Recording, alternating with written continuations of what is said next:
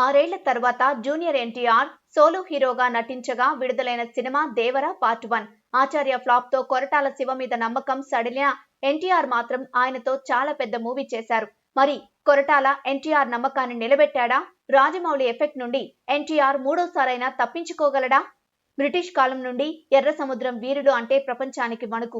అటువంటి వీరుల వారసులు స్వాతంత్రం తర్వాత సరైన ఆదాయం లేక బ్రతకడం కోసం స్మగ్లింగ్ చేస్తుంటారు. అలా బ్రతుకుతున్న 4 దిక్కుల గ్రామాలకు పెద్ద దిక్కు దేవర. దేవర చెప్పిన మాటకు ఎదురు తిరిగే ధైర్యం ఎవరికీ ఉండదు. అయితే దేవర గుండె బలాన్ని తన కండబలంతో ఎదిరించాలని ఎప్పటికప్పుడు ప్రయత్నిస్తూనే ఉంటాడు బైరా. అలాంటి దేవర ఒక దొంగతనం చేస్తున్న సమయంలో మనసు మార్చుకుని ఇక దొంగతనం చేయకూడదని ఫిక్స్ అవుతాడు. అయినా వినని తన వారిని భయపెడతాడు. ఆ భయం దెబ్బకు వాళ్ళు మళ్లీ తప్పుడు పని కోసం సముద్రం ఎక్కాలి అంటేనే భయపడతారు. అంతలా భయపెట్టేందుకు దేవర ఒక కీలక నిర్ణయం తీసుకుంటాడు. ఆ కీలక నిర్ణయం ఏమిటి? అందరినీ భయపెట్టే దేవర కొడుకు వర ఎందుకు భయస్థుడిగా మారతాడు? అసలు దేవర మాటకు బైరా ఎందుకు ఎదురు చెబుతాడు? చివరికి దేవర ఏమయ్యాడు అనే విషయాలు తెలియాలంటే సినిమాని బిగ్ స్క్రీన్ మీద చూడాల్సిందే. దేవర అనే సినిమా మొదలు పెట్టినప్పుడే ఇది పూర్తిగా ఫిక్షనల్ స్టోరీ అని, ఫర్గాటెన్ ల్యాండ్స్ ని ఆధారంగా చేసుకుని చేస్తున్న సినిమా అని కొరటాల శివ ప్రకటించారు. సినిమా మొదలైనప్పటి నుంచి ఆయన చెప్పిన మాటలు నిజమే అనిపించేలా సాగింది. ఒక ఊహాజనిత ప్రాంతాన్ని సృష్టించి తన కథకు కావలసిన ఎత్తుగడను చాలా ఆసక్తికరంగా ఎత్తుకున్నారు కొరటాల శివ. ఈ మధ్య కాలంలో బాగా వర్కౌట్ అవుతున్న ఎలివేటెడ్ ఫార్ములాని నమ్ముకున్నట్లే అనిపించింది. ఒక వ్యక్తిని వెతుకుతూ పోలీసుల గ్యాంగ్ రావడం, ఆ వ్యక్తికి సంబంధం లేని మరో వ్యక్తి గురించి ఎలివేషన్లు ఇవ్వడంతో సినిమా మొదలవుతుంది.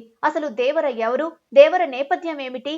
ఎందుకు దేవర ఇక మీదట తప్పు చేయకూడదని ఫిక్స్ అయ్యాడు? లాంటి విషయాలు చాలా ఆసక్తికరంగా చూపించడంలో డైరెక్టర్ సక్సెస్ అయ్యారు. నిజానికి ఫస్ట్ హాఫ్ మొత్తం మీద అన్ని విషయాల కంటే ప్రీ ఇంటర్వెల్ బ్లాక్ అద్దిరిపోయేలా డిజైన్ చేశారు. సినిమాలో కథను, దేవర క్యారెక్టర్ ను ఎస్టాబ్లిష్ చేసేందుకు చాలా సమయమే తీసుకున్నా ఎక్కడ బోర్ లేకుండా కథని నడిపాడు కొరటాల.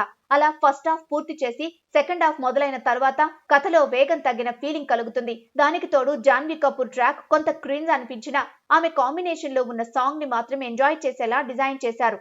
అయితే ఫస్ట్ హాఫ్ తో పోలిస్తే సెకండ్ హాఫ్ కొంచెం ల్యాగ్ ఫీలింగ్ కలుగుతుంది. కానీ క్లైమాక్స్ విషయంలో మాత్రం సినిమా రెండవ పార్ట్ కోసం వదిలిన లీడ్ ఆసక్తి రేకెత్తించేలా ఉంది. సినిమాకి main asset Rathnavelu cinematography work, అలానే ఫైట్స్. అనిరుద్ బ్యాక్గ్రౌండ్ స్కోర్ కొన్ని సన్నివేశాలకు మిస్ మ్యాచ్ అయినప్పటికీ NTR elevation scenes and songs విషయంలో మాత్రం మ్యాజిక్ చేశాడు. Production design, art work superb. Editing లో సెకండ్ హాఫ్ 20 నిమిషాలు లేపేయాల్సింది. కొరటాల శివ ప్రత్యేకతలన్నీ ఇందులో పక్కాగా కనిపిస్తాయి. ఆయన మాటలు, కథ, రచన, భావోద్వేగాలు ఆకట్టుకుంటాయి. ఆచార్య ఫ్లాప్ తర్వాత ఆయన మళ్లీ ఫామ్ లోకి వచ్చినట్లే. జూనియర్ ఎన్టీఆర్ నటన గురించి కొత్తగా చెప్పాల్సిన పనిలేదు. ఏ పాత్రలోనైనా చక్కగా ఒదిగిపోతారు. ఇందులో ద్విపాత్రాభినయం చేశారు. తండ్రి కొడుకులు దేవర, వర పాత్రల్లో అద్భుతంగా నటించారు. ముఖ్యంగా పిరికివాడి నుంచి వీరుడిలా మారే వర పాత్రలో రెచ్చిపోయాడు. యాక్షన్, ఎమోషనల్ సన్నివేశాల్ని తన నటనతో మరో స్థాయికి తీసుకెళ్లాడు. వయసు పరంగా 2 వేరియేషన్స్ ఉన్న బైరా పాత్రలో సైఫ్ అలీ ఖాన్ మెప్పించాడు. ఎన్టీఆర్ తో తలపడే సన్నివేశాల్లో విజృంభించాడు. జాన్వీ కపూర్ పోషించిన తంగం పాత్ర నిడివి తక్కువే అయినప్పటికీ ఉన్నంతలో తన అందం, అభినయంతో మ్యాజిక్ చేసింది. ముఖ్యంగా చుట్టమల్లే సాంగ్ లో తన గ్లామర్, ఎక్స్ప్రెషన్స్ తో కట్టి పడేసింది. దేవర భార్య పాత్రలో శృతి మరాఠే ఆకట్టుకుంది. ప్రకాష్ రాజ్, శ్రీకాంత్ ఎప్పటిలాగే తమదైన నటనతో వారి పాత్రలకు న్యాయం చేశారు. అజయ్, షైన్ టామ్ చాకో, నారాయణ్, కలై ఎరసన్, మురళీ శర్మ తదితరుల పాత్రలు పరిధి మేరకు నటించి మెప్పించారు. మొత్తం మీద NTR performance, Anirudh BGM, grand visuals కోసం దేవరని చూసేయొచ్చు. తక్కువ అంచనాలతో సినిమాకెళ్తే ఇంకా నచ్చుతుంది.